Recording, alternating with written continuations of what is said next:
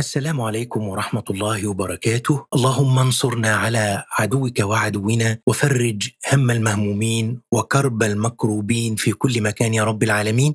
أهلا بكم في حلقة جديدة على قناتكم، قناة استراحة صوت. أهم حاجة في منتج التعليق الصوتي إن الصوت يكون نقي وواضح، عشان كده هنشوف النهاردة 7 طرق لزيادة نقاء الصوت ووضوحه بعد التسجيل.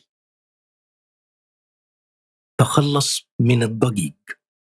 لو كنت عملت أقصى ما يمكنني من الناحية العملية ولقيت شيء من الضجيج اتسرب للتسجيل، هنا لازم أبدأ بتنقية التسجيل من الضوضاء دي قبل ما أعمل أي معالجة تانية.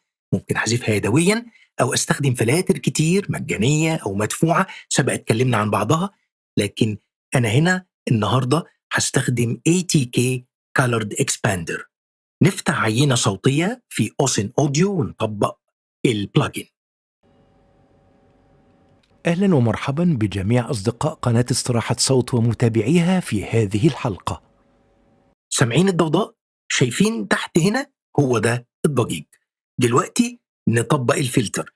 ممكن أترك كل الإعدادات زي ما هي، أغير بس الثريشولد لغاية ما أوصل للنتيجة المناسبة. أهلا ومرحبا بجميع أصدقاء قناة استراحة صوت ومتابعيها في هذه الحلقة. في الغالب من 40 إلى 30 أمورك طيبة. أعلى من 30 خد بالك لأنه ممكن يقطع أواخر الجمل. التكات أو أصوات الفم، في الحقيقة دي من أكتر الحاجات المزعجة اللي بتقتل نقاء الصوت. ممكن تظهر أصوات تكات إما نتيجة أصوات الفم أو تكنيك التسجيل نفسه، ومع الأسف علاجها محتاج بلاجنز في الغالب مدفوعة زي البلاجنز بتاعت ايزوتوب. لكن أبشركم في أداة مجانية رهيبة ممكن تعتبرها إلى حد ما كنز دفين، هي أداة الديكليكر في برنامج أوداسيتي، لكن مش الأداة اللي بتيجي مع البرنامج حاليا، لا أداة أخرى ممكن تضاف له وبتعمل نتائج جميلة جدا في الموضوع ده. مش دي الأداة دي، وفي فيديوهات كتير على يوتيوب بتوضح إزاي تنزلها وتضيفها لأوداسيتي. الإعدادات الافتراضية كويسة، أنا بس زودت عدد الدورات إلى 2.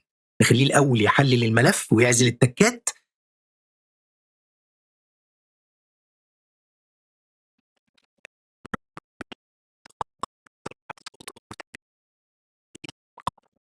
تمام كده. دلوقتي أعيد فتح الديكليكر، لكن المرة دي هختار تطبيق.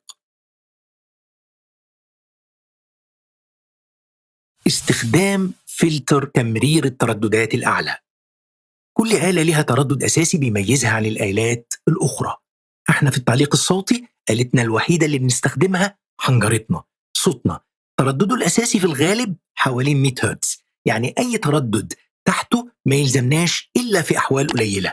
فلو قطعنا الترددات ما بين 80 ل 150 في الصوت الرجالي وأكتر من كده في الأصوات النسائية، في الغالب مش هيأثر كتير على الصوت، لكن هيقضي على كتير من الضجيج والأصوات غير المرغوبة، وأهمها الأصوات الانفجارية أو البلوسيفز. مثلا حرف الباء لو ساكن الشفايف مقفولة والهواء محبوس، لكن لو الباء متحركة هيخرج الهواء المحبوس باندفاع شديد ويصطدم بكبسولة المايك ويعمل صوت انفجار. با بي بو با بي بو با بي بو با بي بو.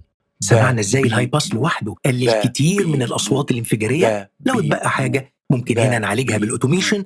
فاللي لسه ما شافش حلقة الأوتوميشن روح شوفها، حلقة مهمة ومفيدة جدا.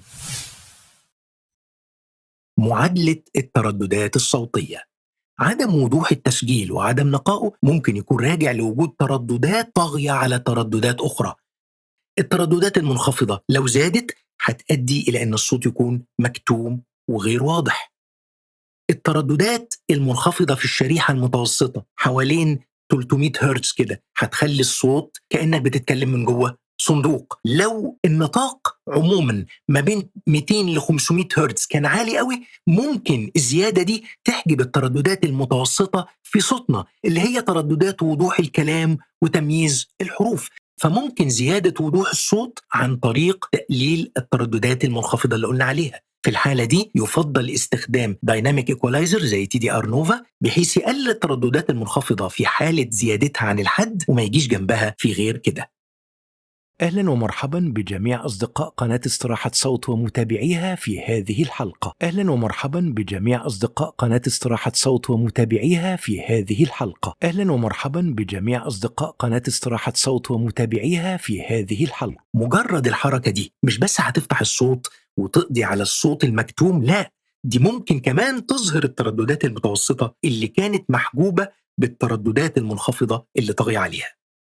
لو مش كفاية الحركة دي لتوضيح الصوت، ممكن أزود الترددات المتوسطة في النطاق من أهلا 2 ومرحبا كيلو هرتز بجميع إلى أصدقاء 5 قناة استراحة كيلو صوت هرتز. ومتابعيها في هذه الحلقة. أهلا ومرحبا بجميع أصدقاء قناة استراحة صوت ومتابعيها في هذه الحلقة. أهلا ومرحبا بجميع أصدقاء قناة استراحة صوت ومتابعيها في هذه الحلقة. أهلا ومرحبا بجميع أصدقاء قناة استراحة صوت ومتابعيها في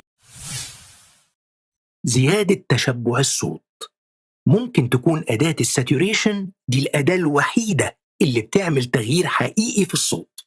الساتوريتر بيضيف فعلا معلومات جديدة للإشارة الصوتية، عبارة عن ترددات توافقية تدي امتلاء ووضوح للصوت. لو الإشارة الصوتية ضعيفة، أداة التشبع تقويها. ولحسن الحظ في أدوات تشبع كتير متوفرة، من أشهرها ساتوريشن نوب من بجميع سوفت أصدقاء تيوب. قناة استراحة صوت ومتابعيها في هذه الحلقة. أهلا ومرحبا بجميع أصدقاء قناة استراحة صوت ومتابعيها في هذه الحلقة. أهلا ومرحبا بجميع أصدقاء قناة استراحة صوت تقليل الصفير من الحاجات اللي مش بس بتقلل وضوح التسجيل، بل بتكون كمان مزعجة للودان. صفير السين والحروف الشديدة اللي زيه، في الحالة دي أركز على نطاق الترددات من 4 إلى 8 كيلو هرتز. زود شوية من هنا، قلل حبة من هنا، يعني في الحدود دي. أبحث عن الترددات اللي يكون فيها صفير السين أعلى حاجة، وأقلله بديناميك إيكوالايزر زي نوفا. أهلا ومرحبا بجميع أصدقاء قناة استراحة صوت ومتابعيها في هذه الحلقة. أهلا ومرحبا بجميع أصدقاء قناة استراحة صوت ومتابعيها في هذه الحلقة. ممكن كمان أستخدم أداة دي اسر مخصوصة. أهلا ومرحبا بجميع أصدقاء قناة استراحة صوت ومتابعيها في هذه الحلقة. أهلا ومرحبا بجميع أصدقاء قناة استراحة صوت ومتابعيها في هذه الحلقة. أهلا ومرحبا بجميع أصدقاء قناة استراحة صوت ضغط الصوت، لازم نتكلم عن دور الكمبريسور في نقاء الصوت ووضوحه.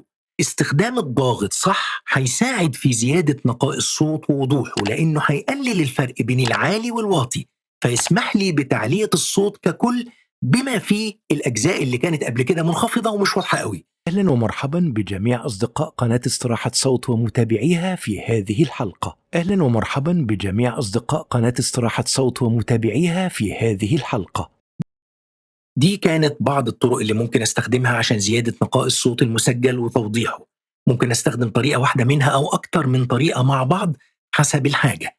في طرق تانية كتير، لكن ده ممكن يكون موضوع فيديو تاني مستقبلا بإذن الله. لا تنسوا الاشتراك في القناة. لو بتتفرج علينا من غير ما تشترك، الاشتراك مجاني وممكن تلغيه في أي وقت.